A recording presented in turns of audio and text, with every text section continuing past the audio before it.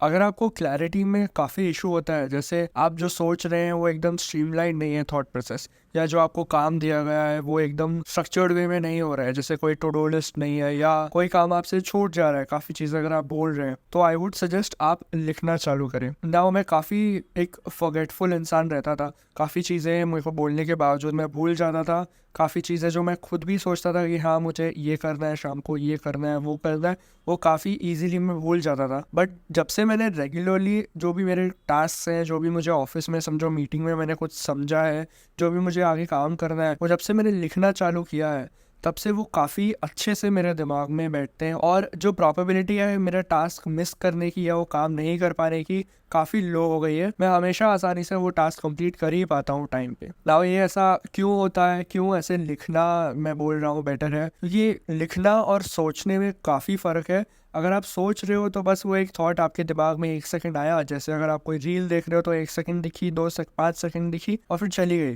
But अगर आप लिख रहे हो तो वो एक पूरी प्रोसेस होती है। आपको बैठना पड़ता है, पेन हाथ में लेना पड़ता है, करेक्टली सोचना होता है, करेक्ट स्पेलिंग देखनी होती है। एक फिजिकल एक्शन भी है और एक मेंटल एक्शन भी है जो आप लिखना चाह रहे हो वो सोचने का, और एक विजुअल एस्पेक्ट भी है कि आपको वर्ड दिख रहा है बनते हुए। तो जब आप इतनी सारी चीज़ें लिखोगे और उन्हें हर एक सेंसेस से कंज्यूम करोगे तो आपके दिमाग में काफ़ी अच्छे से बैठ पाती है। अगर आपको कोई भी काम करना है, ऑफिस से लेके पर्सनल वर्क तक या फ्यूचर प्लानिंग रिलेटेड, सबसे पहले आपको लिखना ही चालू करना चाहिए।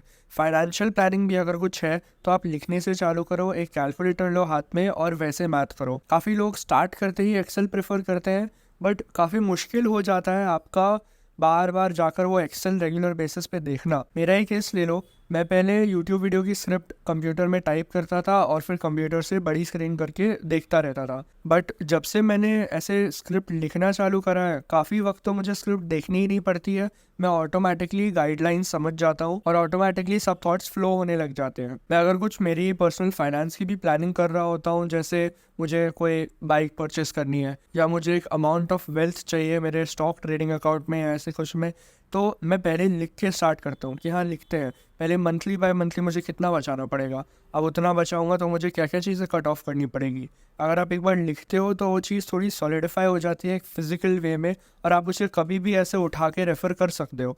वर्सेस अगर आपके कंप्यूटर में कोई डॉक्स लिखा हुआ है या गूगल डॉक्स पे भी अगर डॉक्यूमेंट बना हुआ है जिसमें आपने 1000 चीज़ें लिखी हुई है, बहुत कम प्रोबेबिलिटी है कि आप वापस जाके उस चीज़ को देखोगे। जैसे कि मेरी खुद की जर्नल भी है, मैं रेगुलरली जर्नल नहीं कर पाता, बट जब भी मुझे कुछ इंपॉर्टेंट चीज़ लिखनी होती है कि मुझे लेटर लाइफ में जाके रेफ़र करना है या इसे एक बार देखना है कि इस टाइम पे मैं ऐसा सोच रहा था, मैं ऐसा काम कर रहा था, तो वो एक मैं जर्नल में ही लिखता हूँ। वर्ड डॉक में वो फील नहीं होती है, वो कनेक्शन नहीं मिलता है जितना अगर आप एक बुक में लिखे हुए हो। तो आप ड्राइंग भी कर सकते हो, काफ़ी अलग अलग चीज़ें इलस्ट्रेशन कर सकते हो, उससे आपको चीज़ ज़्यादा अच्छे से और ज़्यादा क्लैरिटी में समझ में आती है, and it goes into the long term memory.